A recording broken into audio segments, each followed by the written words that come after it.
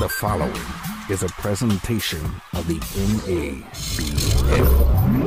Now for tonight's starting lineup.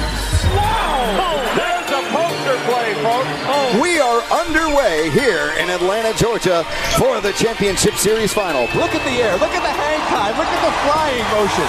3, 2, 1. It's over. What a game. Oh, my goodness. Time to celebrate a title. Kicks it to Eric Nunzio, all alone to his own devices. Nunzio for three. Boom, shakalaka. Are you not entertained? The San Antonio Lions are the 2017 champions of the North American Basketball League. The fans have stormed the court. This is the NABL. Oh my gosh, yes, it is you, it is me, it is the BackCourt, returning live to an NABL TV station near you. Oh, how I have missed you. Just being honest about that, yes. Welcome back to the BackCourt, okay? The official show of record for the NABL, North American Basketball League. And after a brief hiatus, after a few weeks we took off air, well, okay, let's address that first. I mean, where were you, you may ask? You know, where were you, Ken? Were you missing? Should we have called somebody? Well, fear not. No, just me and the crew. We're just taking a short summer sabbatical before hitting the home stretch leading up to the finale of the NABL regular season and the subsequent beginning of the NABL playoffs. So we... Why are you closed? Tell us why you're closed. Yeah, some people didn't take us being off the air better. Some people handled it better than Why others. are you locking your doors to the public? Well, we all got things, right? Moving on, my apologies to you. I know I was roundabout. The Australians would call it, I took a walkabout. But, you know, just traveling to the normal places you go to find yourself, you know, like, you know, an African safari. I lived with the pandas for a while. There was deep sea fishing. There was deeper sea fishing. I found time in that to run for Congress. I climbed Mount Everest. I made new friends. I took in some sights here and there. There was that point where I joined a Buddhist monastery. I met Bono. You know, the normal stuff. You know, I got a haircut, you know. But I'm back. That's what's important. We have a lot to catch up on, okay? Because here's the thing. Wherever I was at, there were two things I was never very far from. The first one being you. Yeah, because you're right there at all times. And then, of course, I was right on top of all the NABL action. Let's get you up there.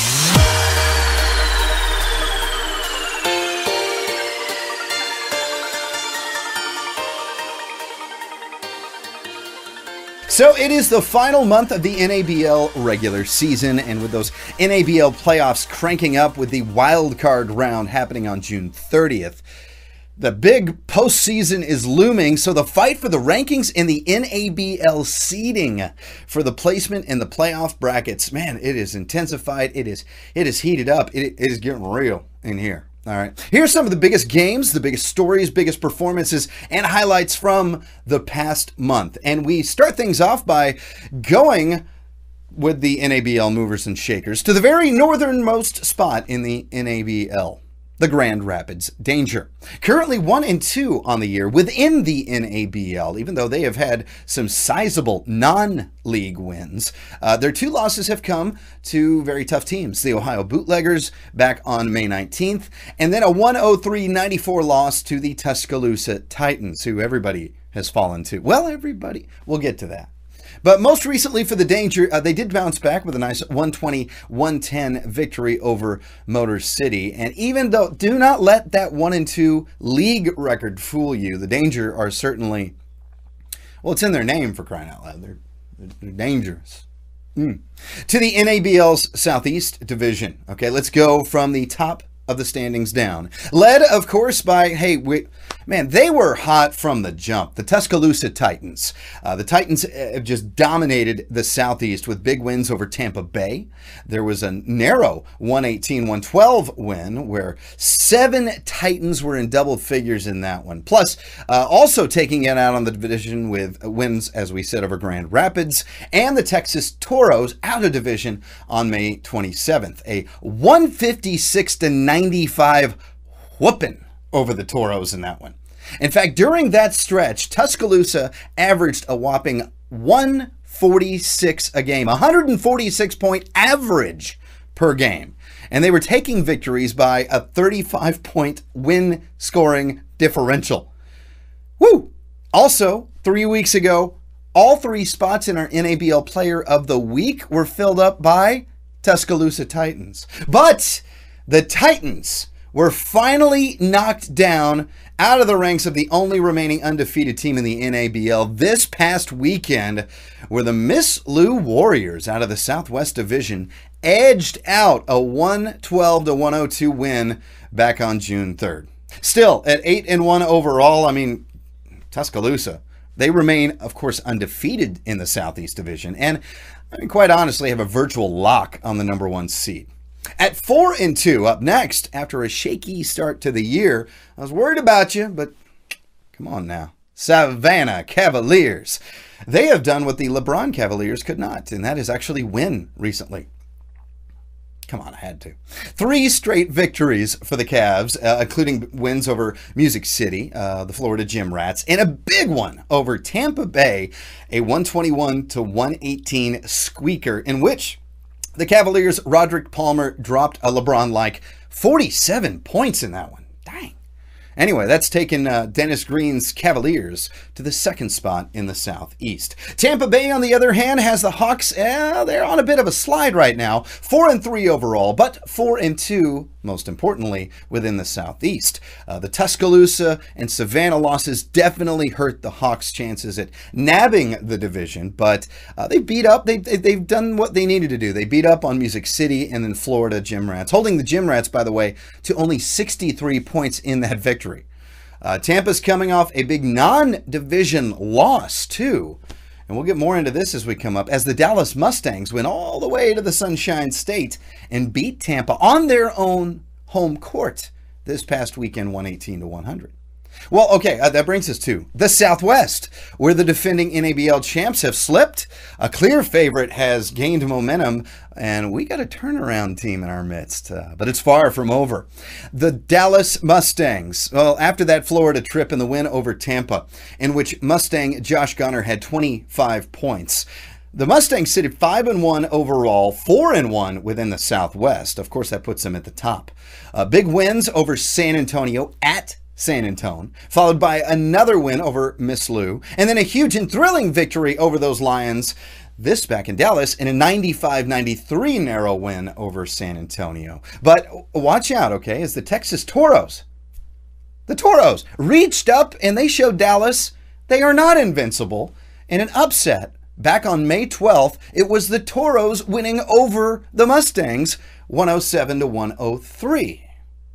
More on the Toros coming up, but before that, in the 2nd spot in the Southwest are the Miss Lou Warriors, 6-3 overall, 5-2 in the division. The Warriors have come against sub-500 teams so far. Those wins, except for the non-divisional upset over Tuscaloosa last weekend, which was obviously huge. But the Warriors are doing what they need. They're winning the games that you're supposed to win. And that's part of the plan, right? Now, the Miss Lou losses have come against Dallas and from our next team. Arguably the most fascinating team to me right now in the NABL is the turnaround team that is the Texas Toros.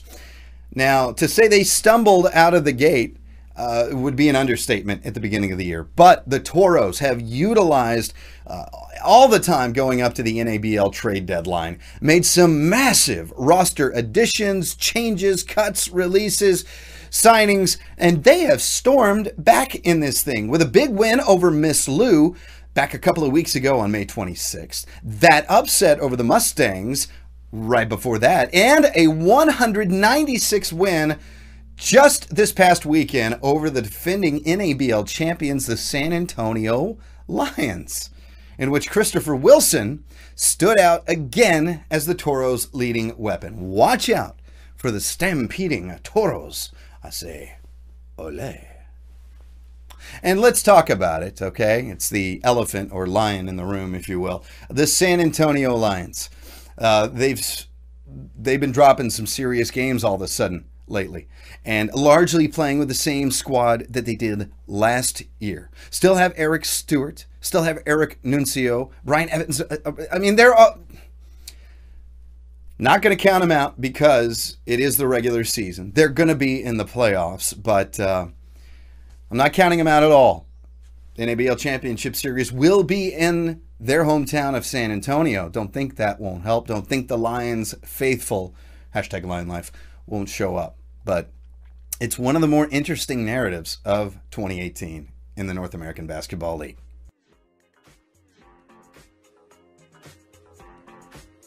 All right, so there you go. You're caught up on the big moments, movers, shakers in the past couple of weeks. But coming off a big weekend where Dallas toppled Tampa, Miss Lou shocked Tuscaloosa. See, it was so shocking. I almost couldn't take it. And then the Toros, of course, taking down San Antonio. Big props to this week's NABL Players of the Week. The previously mentioned Christopher Wilson of the Toros, Kenneth Miller of Miss Lou, and the Mustangs' Tay Merriweather. 'Twas a good weekend, too, for the NABL Southwest for sure. And a good time as a player to start banking those big performances with the NABL front office and awards committee already eyeing who could be a finalist for NABL MVP.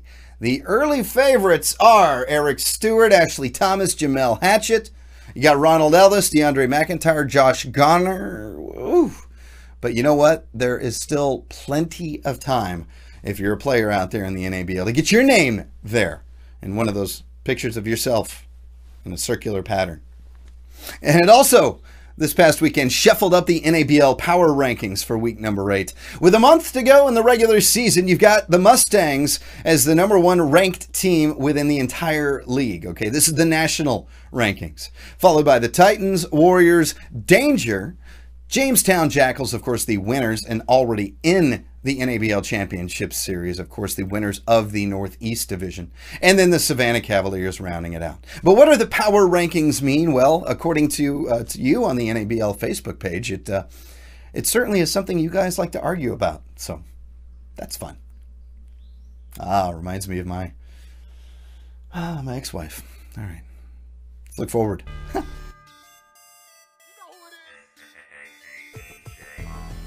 Week number 9 is upon us. In fact, it kicks off. So, who you got? Who we got? The lone matchup in the NABL Southeast Division, we'll start there, has those surging Savannah Cavaliers heading south to Florida to take on the Gym Rats. And in this one, give me the Cavs to keep it going with a win, even though they're on the road. You got a big matchup in the NABL Southwest. The Mustangs hit the road to travel against the Miss Lou Warriors. This is big because if the Warriors can defend their home court, well, then they're only going to be a half game out of the lead. But if Dallas wins, well, they're going to extend that division lead in the Southwest and own the season tiebreak against both Miss Lou and the Lions. In this one, give me the Mustangs to win. But honestly, this is going to be one of those I'm not so committed to. I wouldn't be surprised if Miss Lou sneaks away with this one, okay? Houston's going to be busy as the Texas Toros are in action for a doubleheader. First to face the Dallas Diesel, and I like the Toros to continue their turnaround and win that one. In fact, I think the Toros are going to go on a big streak, except for this interdivisional matchup as the Toros will once again take on Tuscaloosa. They've already lost to the Titans once, but hey, who hasn't, right? And except for Miss Lou. I hear you, Coach Cal. Okay. And Tuscaloosa is coming off that loss. I don't expect them to go for a second one. Give me the Titans over Toros, but boy, Texas after that is going to be just storming to the end and into the playoffs.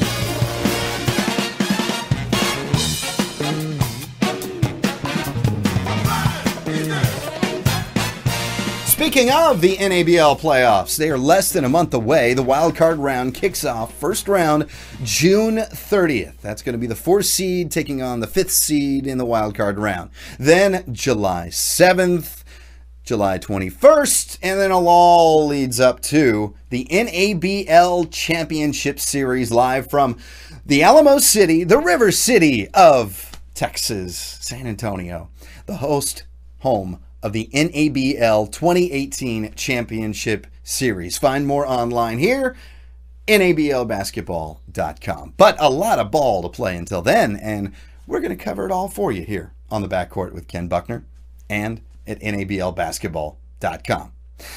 I promise, no more breaks. I've cleared my mind. I grew my hair back from joining the Buddhist monastery.